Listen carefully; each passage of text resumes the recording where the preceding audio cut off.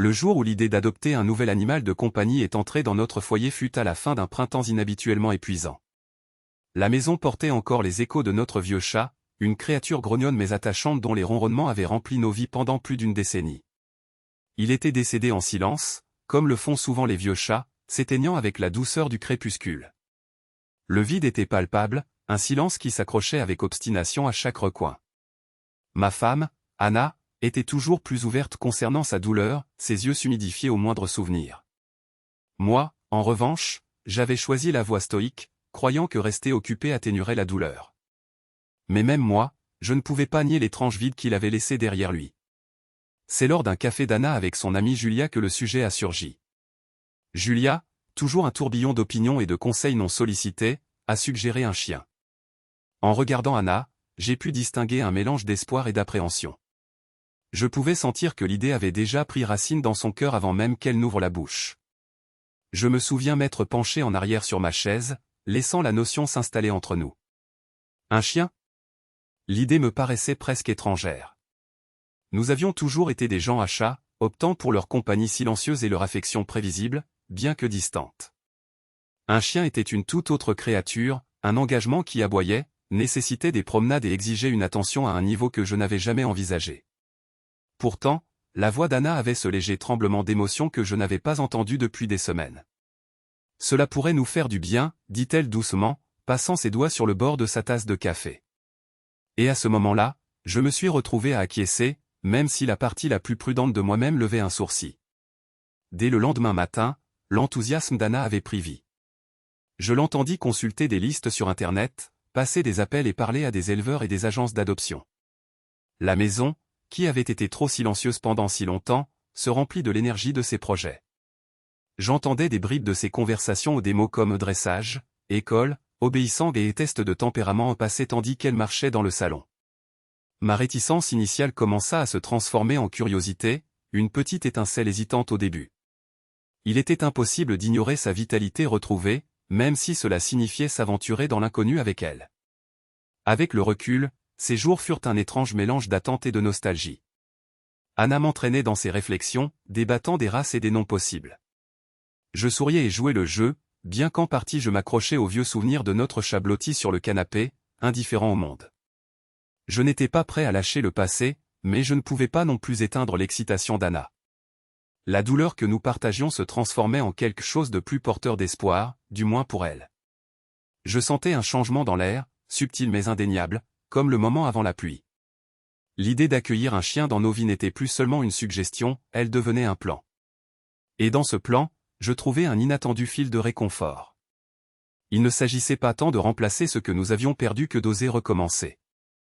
Je ne confessais pas mes réserves à Anna, ni ne partageais à quel point il me semblait étrange de me laisser emporter par une décision pour laquelle je ne me sentais pas encore tout à fait prêt.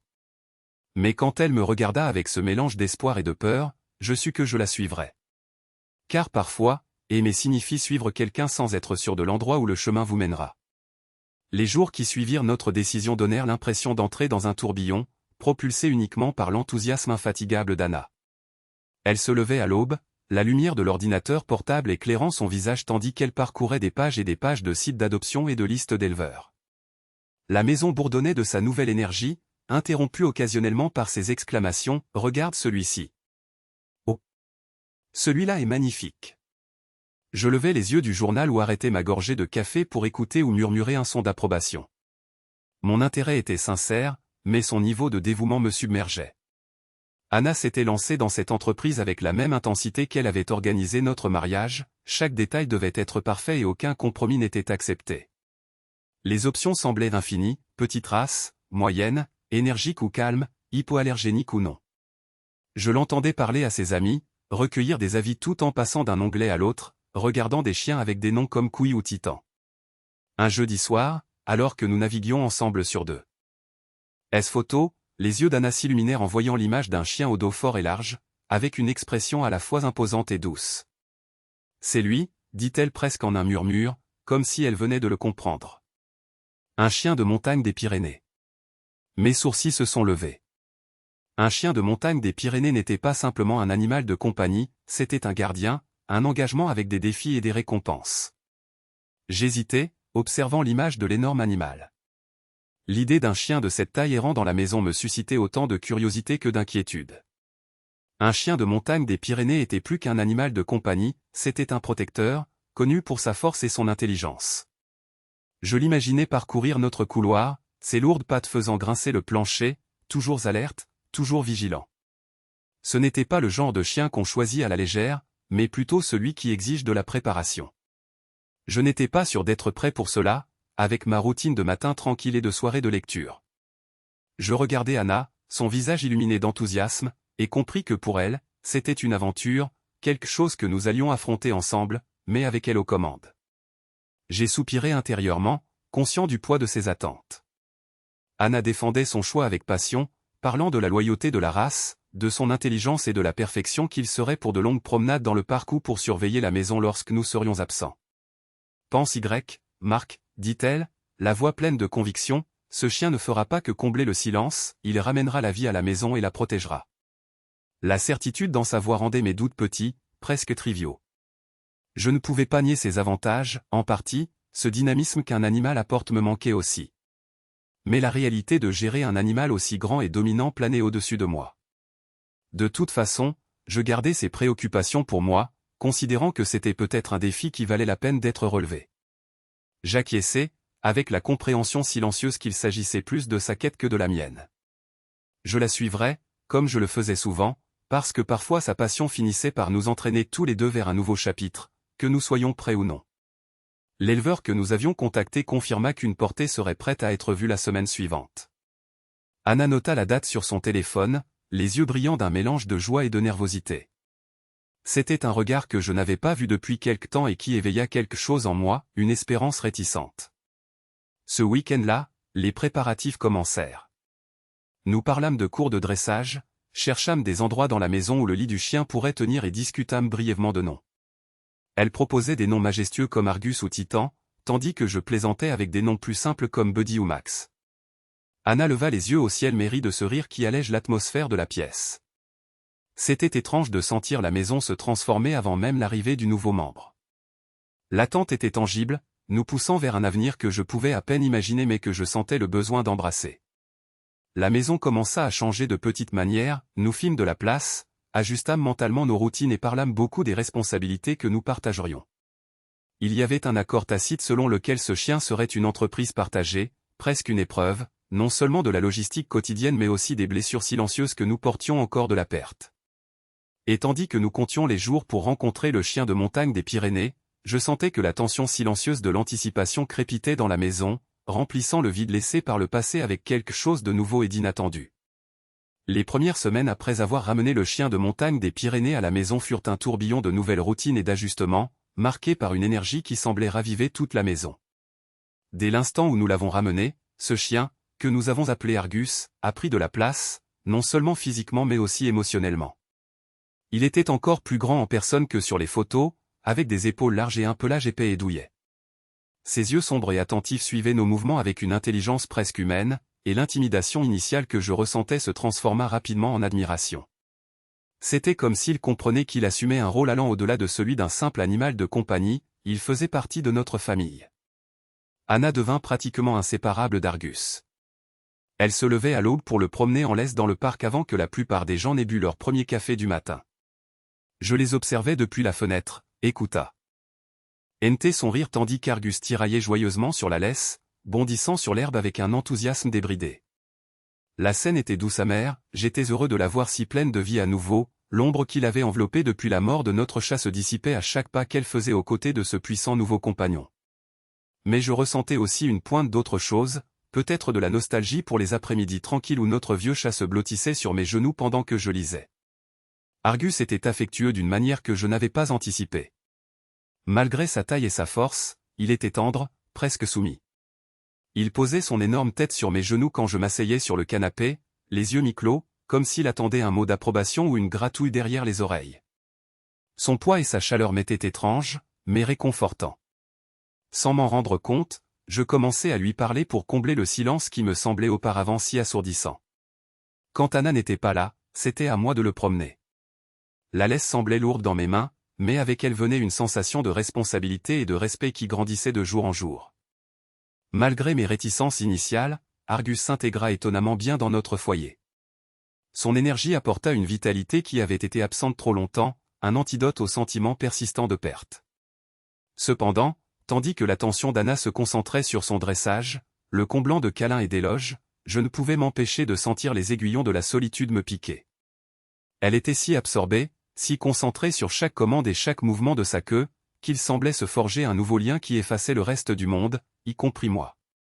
J'essayais de ne pas trop y penser, les qualifiant de craintes sans fondement. Après tout, n'était-ce pas ce que nous voulions, une chance d'aller de l'avant, de ressentir à nouveau de la joie? Pourtant, le chat me manquait.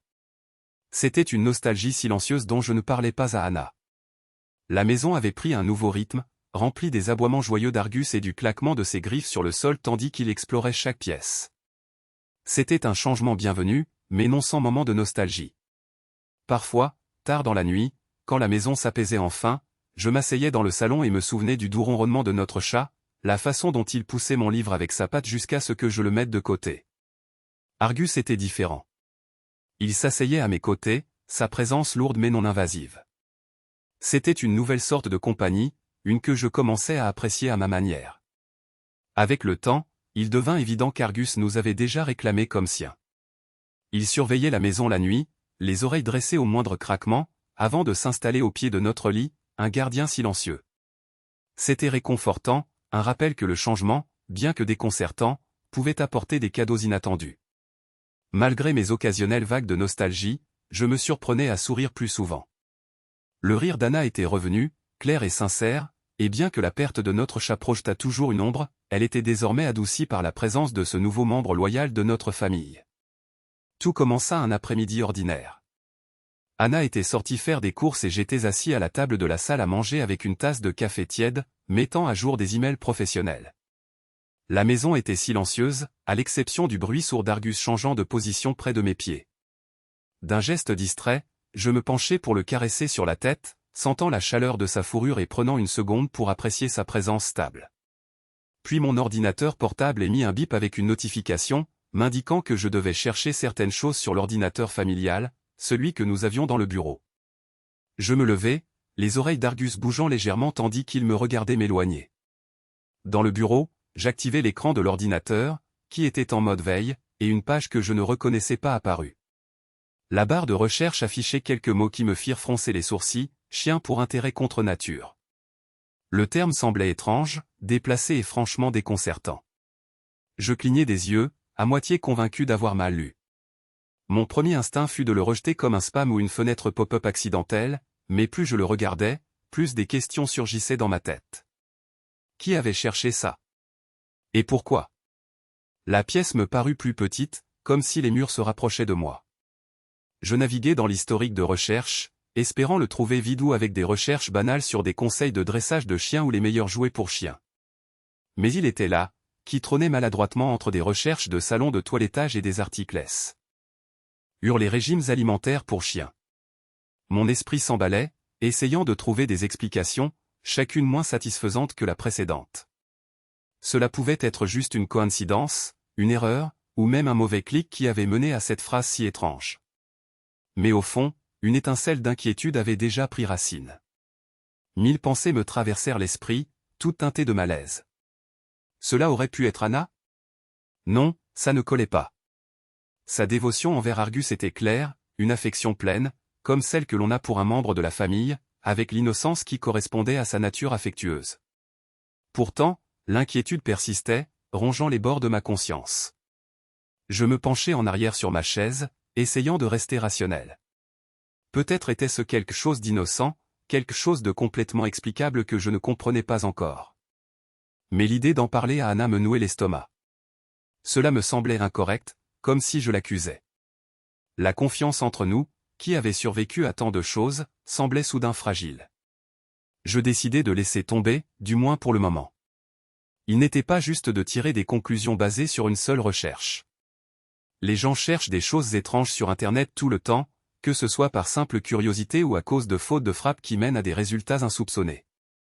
De plus, nous avions traversé tant de choses ensemble, le deuil silencieux après la perte de notre chat et le tumulte qu'Argus avait apporté à nos vies. Notre relation était basée sur des années de routine partagée et d'entente silencieuse. Je lui devais le bénéfice du doute, même si une partie de moi était anxieuse d'enquêter plus avant. Le reste de la journée, je ne parvins pas à me débarrasser complètement du malaise. Chaque fois qu'Anna me parlait ou m'appelait de la cuisine, je tardais une seconde de plus à répondre, et mon sourire semblait forcé. Argus, toujours perceptif, sembla remarquer le changement, sa disposition joyeuse fut nuancée d'une subtile prudence. Je l'observais s'asseoir à côté d'Anna ce soir-là, la tête posée sur son genou tandis qu'elle le grattait derrière les oreilles, ignorant la tempête qui se préparait en moi. Je me promis de laisser passer, à moins que quelque chose de plus concret n'apparaisse. Cependant, cette nuit-là, tandis que je gisais dans mon lit, la lumière de la rue filtrant à travers les rideaux, le sommeil ne vint pas facilement. Le lendemain commença comme n'importe quel autre, une matinée tranquille avec nos routines habituelles. J'en étais à ma deuxième tasse de café lorsque mon téléphone vibra sur le comptoir. Le nom de mon superviseur s'afficha à l'écran, et je sentis un léger nœud se former dans mon estomac. Les appels professionnels à cette heure signifiaient normalement des problèmes. Je répondis et l'écoutais expliquer une affaire urgente qui exigeait ma présence immédiate. J'acceptai à contre-cœur de me rendre au bureau. Anna leva les yeux du canapé où elle brossait Argus, la question peinte dans ses yeux. « Tout va bien ?» demanda-t-elle, les doigts encore emmêlés dans l'épaisse fourrure de notre chien. J'acquiesçai, plus par habitude que par certitude. « Ils ont besoin de moi au travail un instant. » « Cela ne devrait pas prendre longtemps, dis-je, essayant de paraître insouciant tandis que je prenais mes clés sur la table. À ce moment-là, je vis Julia entrer par le portail, son rire résonnant dans l'allée, joyeux et familier. Anna avait mentionné que Julia passerait ce matin, des retrouvailles qu'elle n'avait pas eues depuis longtemps. La voir arriver me causa un certain soulagement, si Anna était occupée, elle ne serait pas seule à m'attendre. « Il semble que tu auras de la compagnie, dis-je, acquiesçant de la tête vers Julia, qui agita la main et plissa les yeux avec cette expression qui dénotait la bonne humeur. Anna sourit, un éclair d'anticipation l'illuminant, et je sentis une once de réconfort, sachant qu'elle aurait quelqu'un avec qui passer le temps. Le trajet jusqu'au bureau fut normal, les rues, les gens se rendant à leur travail, le tout au milieu de mes propres pensées confuses.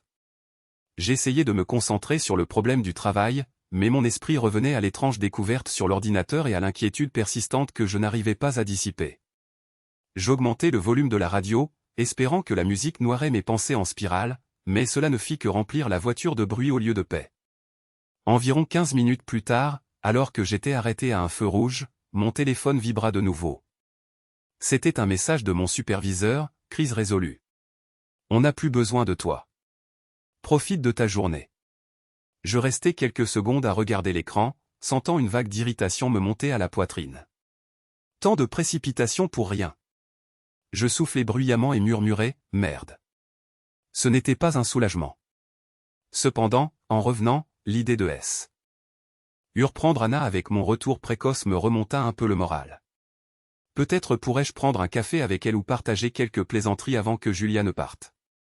L'air du matin était encore frais, et je les imaginais, elle et Julia, riant dans le salon avec Argus paresseusement étendu à leurs pieds. Cette image me fit sourire, et je commençai à taper sur le volant au rythme de la chanson qui passait à la radio, essayant enfin de laisser la frustration derrière moi. Quand je suis enfin entré dans l'allée de notre maison, tout semblait comme d'habitude. Les stores étaient à moitié baissés, laissant la lumière filtrer à travers les pièces. Je vis la silhouette imposante d'Argus passer devant la fenêtre, les oreilles dressées et la queue remuant lentement. Je sortis de la voiture et marchai vers la porte, les clés à la main. Une légère piqûre de quelque chose d'inconnu me parcourut le dos tandis que j'étendais le bras pour ouvrir, prêt à annoncer mon retour. Je tournai la clé et entrai par la porte principale. Le bruit familier des charnières résonna dans le couloir, et je m'attendais à l'habituel, des voix étouffées, peut-être le rire de Julia mêlé au pas rythmé d'Argus sur le parquet. Au lieu de cela, je trouvai un silence inquiétant, épais, contre nature. Mon cœur commença à battre plus fort, et la sensation de picotement dans ma nuque s'intensifia lorsque je fis un pas vers le salon. Ce que je vis me donna l'impression que le temps s'était arrêté. Au début, mon esprit ne parvenait pas à traiter ce qui était devant mes yeux. L'air se chargea de quelque chose d'indescriptible. Ma femme était complètement nue sur le sol, notre énorme chien était uni à elle par derrière, et son ami le caressait pendant que tout cela se produisait. Une vague de chaleur me monta à la poitrine et me serra la gorge. Je sentis comme si j'étais entré dans une pièce où quelque chose de fondamental venait de se briser. Le silence fut rompu brusquement par le rire nerveux de Julia qui résonna dans l'air comme des éclats de verre frottant sur de la pierre. J'entendais mes propres palpitations, un martèlement qui étouffait toute pensée rationnelle. Je fis un effort titanesque pour ne pas reculer physiquement, bien que chaque fibre de mon corps me hurlât de fuir ou de faire n'importe quoi, quoi que ce soit, pour échapper à ce dont j'étais témoin. Les yeux d'Anna croisèrent les miens, grands ouverts et remplis d'une émotion que je ne pus déchiffrer. Une seconde passa, puis une autre, et le poids de la réalité s'abattit sur moi, m'arrachant un son guttural et grave que je reconnus à peine comme ma propre voix. Ce n'était ni un mot ni un cri, plutôt un grognement primitif, gorgé d'incrédulité et d'une rage douloureuse. Le monde se brouilla sur les bords, se réduisant à l'image que j'avais devant moi, comme si tout le reste, s'était évanoui. La pièce me semblait étouffante, se resserrant autour de moi alors que j'essayais de respirer, chaque seconde s'étirant de façon insupportable, amplifiant la lancinante douleur qui me lacérait. Sa bouche bougea un peu, articulant des mots que je ne pouvais pas entendre à cause du bourdonnement dans mes oreilles. L'expression de Julia perdit toute trace de moquerie quand elle comprit la gravité de la situation.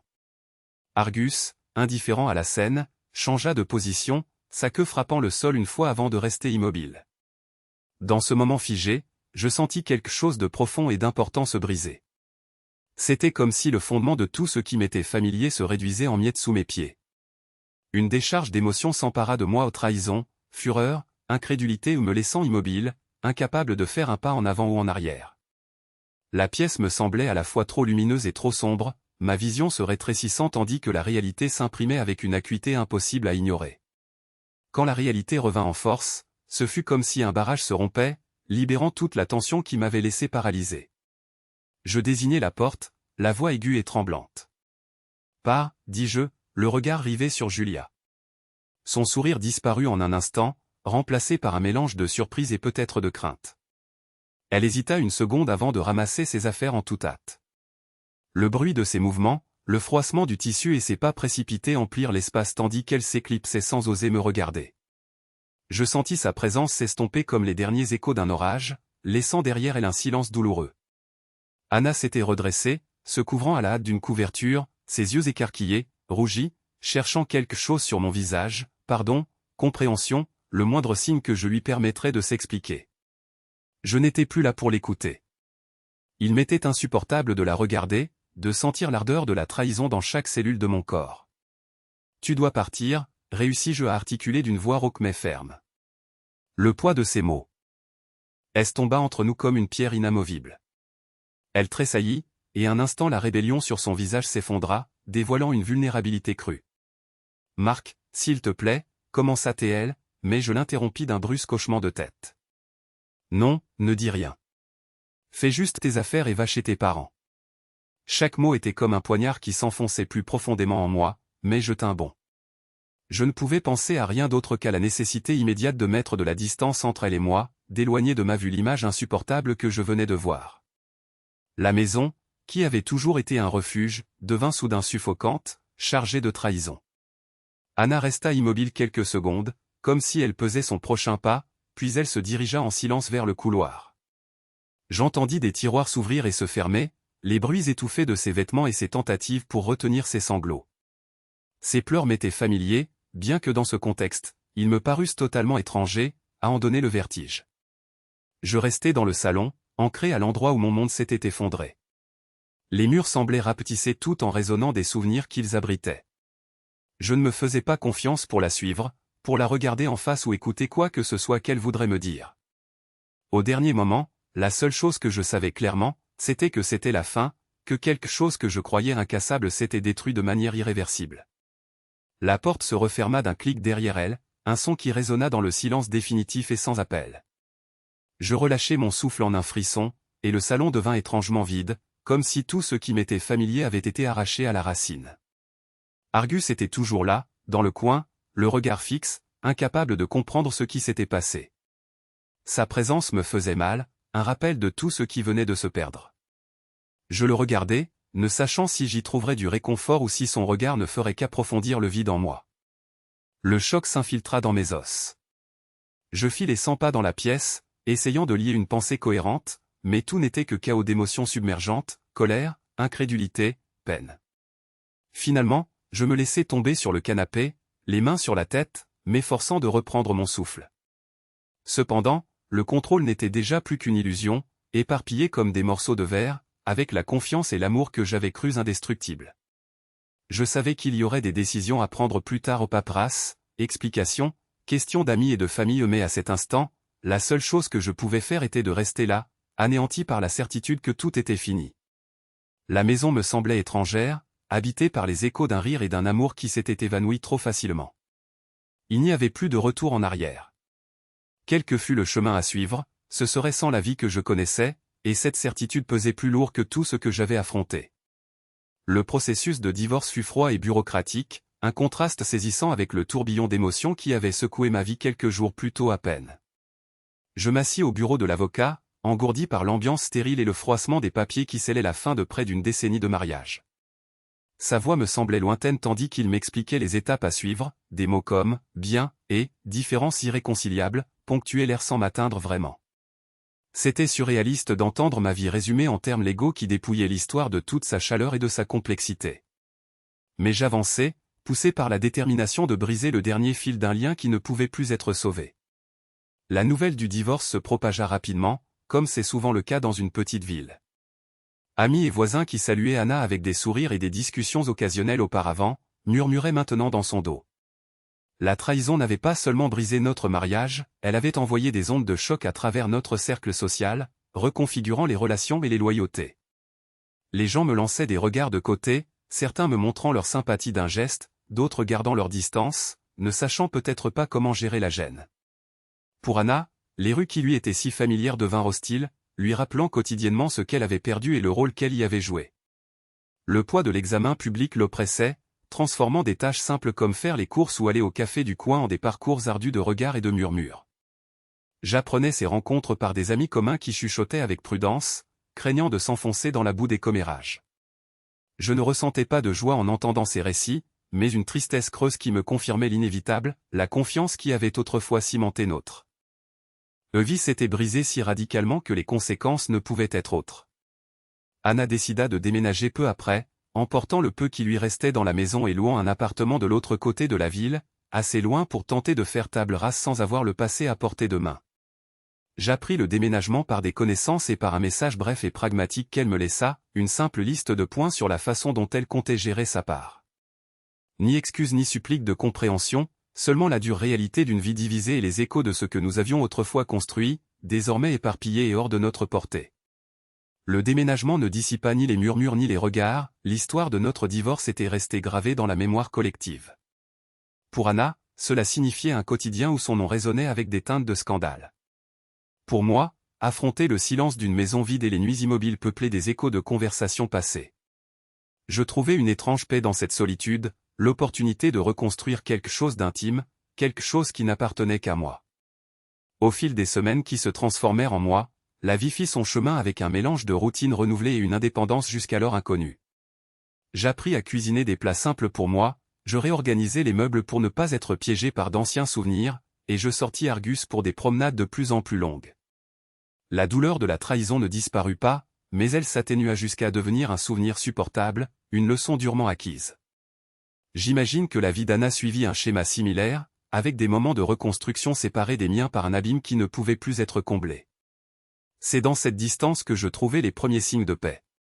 Par une nuit d'agitation, assis seul dans le salon à demi éclairé, je me surpris à contempler le curseur clignotant sur l'écran de mon téléphone. Des mois de labyrinthe émotionnel parcourus en silence, ne partageant que des fragments avec mes amis et ma famille les plus proches. Soudain, je fus envahi par l'envie d'exposer la blessure, de mettre en lumière le poids de la trahison et les séquelles qui en avaient découlé. J'ouvris Facebook, les doigts tremblants sur le clavier avant de commencer à écrire l'histoire qui avait changé ma vie.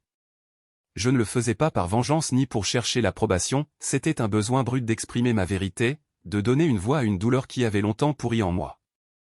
Je sentis mon pouce accélérer à chaque phrase, jusqu'à ce qu'il soit clair que la trahison n'avait pas seulement brisé une relation, mais avait emporté avec elle des fragments de mon identité, me laissant blessé et exposé.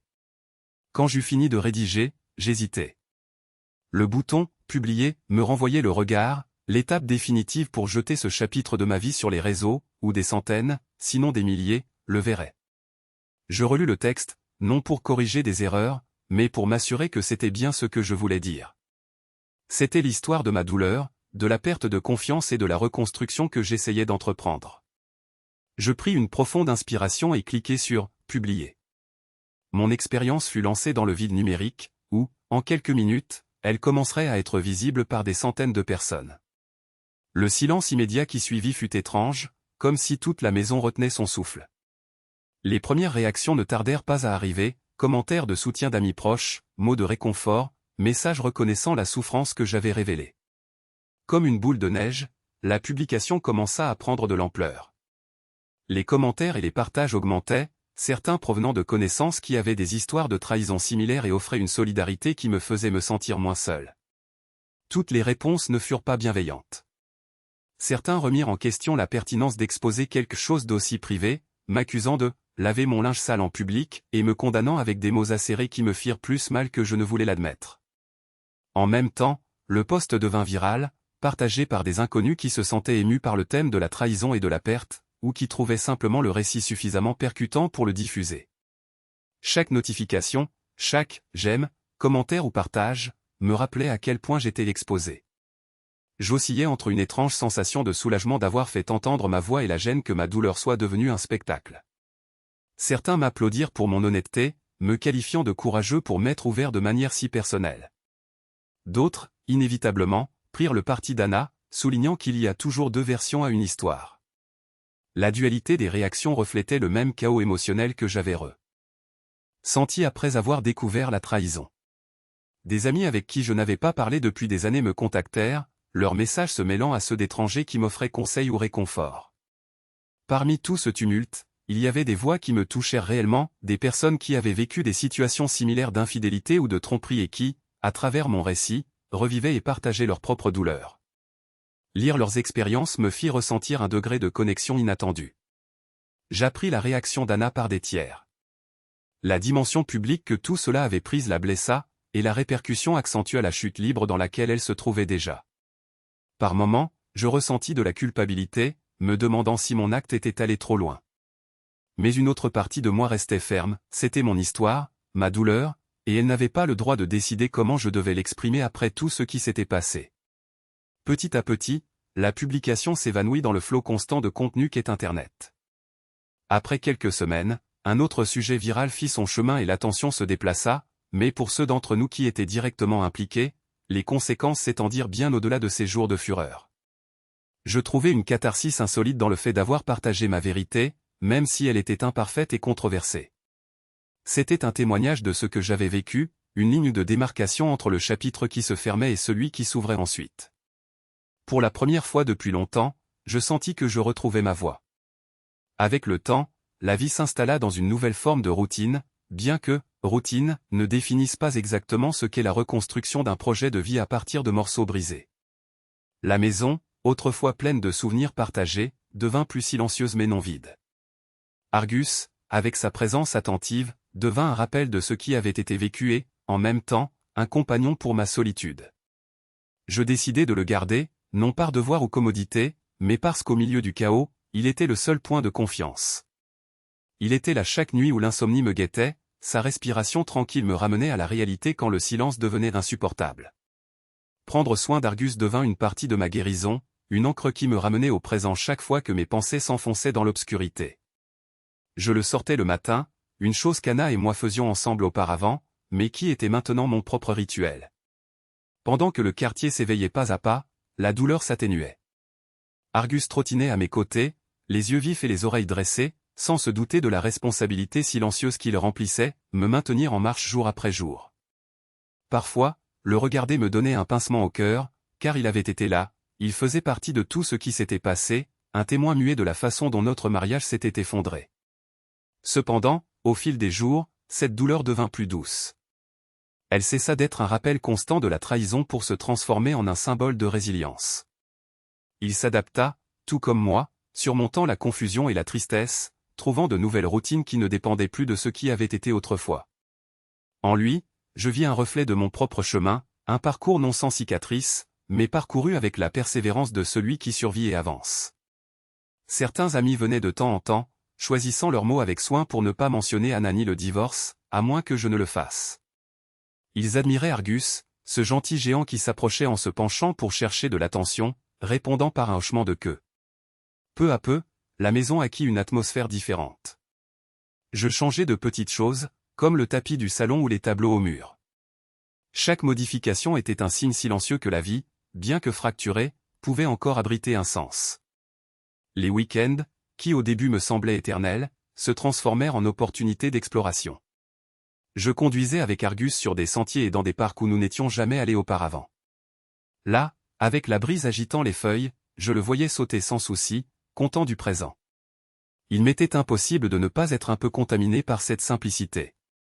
Je souriais, non plus avec le sourire tendu que j'utilisais comme bouclier les premiers jours de la séparation, mais avec quelque chose de plus authentique. Avec le temps, Argus cessa d'être une relique de ce qui s'était passé et se transforma en un témoignage que guérir n'est rien d'autre que de coexister avec les souvenirs jusqu'à ce qu'ils cessent d'avoir du pouvoir sur nous. À ses côtés, la maison cessa de se sentir comme un mausolée d'un amour perdu pour devenir un lieu de possibilités, rempli de la promesse de jours à construire. Bien que le chemin futur fût incertain, la compagnie d'Argus rendait chaque pas un peu plus ferme. Dans les mois qui suivirent, l'histoire de ce qui s'était passé entre Anna et moi devint une sorte de parabole qui demeura dans la mémoire de la ville.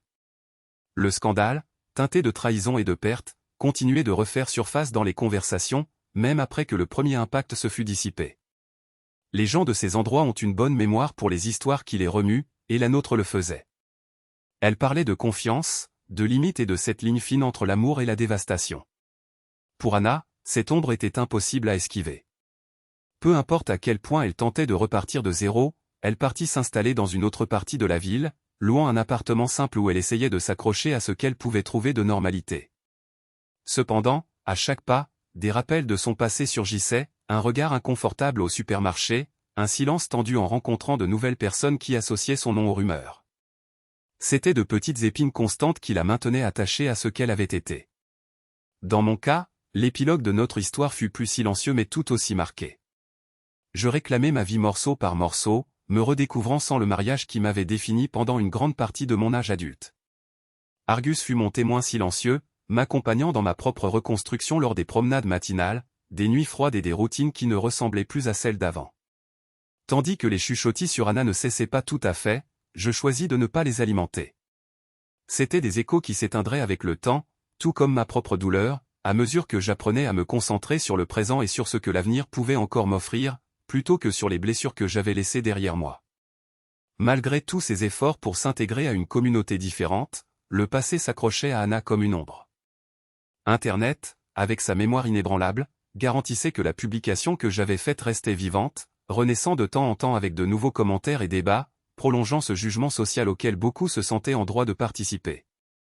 Pour elle, c'était la preuve que tourner la page n'équivalait pas à effacer l'histoire vécue. La confiance qui s'était brisée n'était pas seulement entre nous deux, mais quelque chose qui avait transcendé notre entourage. L'événement devint un chapitre de plus des anecdotes locales, un rappel de la fragilité des limites. Petit à petit, ceux qui nous étaient les plus proches continuèrent aussi leur vie, réorientant ce que nous avions autrefois partagé. Notre expérience fut une référence silencieuse pour beaucoup, quelque chose qui les rendait plus prudents ou réfléchis dans leurs propres relations, comme s'ils voulaient inconsciemment éviter un dénouement aussi abrupt.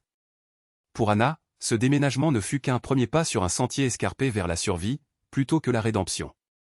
Pour moi, la vie après la tempête m'offrit une curieuse clarté, des leçons de confiance, de limites et de force d'âme qui resteraient gravées à jamais, orientant les décisions que je prendrais à l'avenir. Les souvenirs ne s'évanouirent pas, mais peu à peu, ils cessèrent de saigner, se transformant en cicatrices et en même temps en l'acceptation sereine de ce qui ne pouvait plus être défait.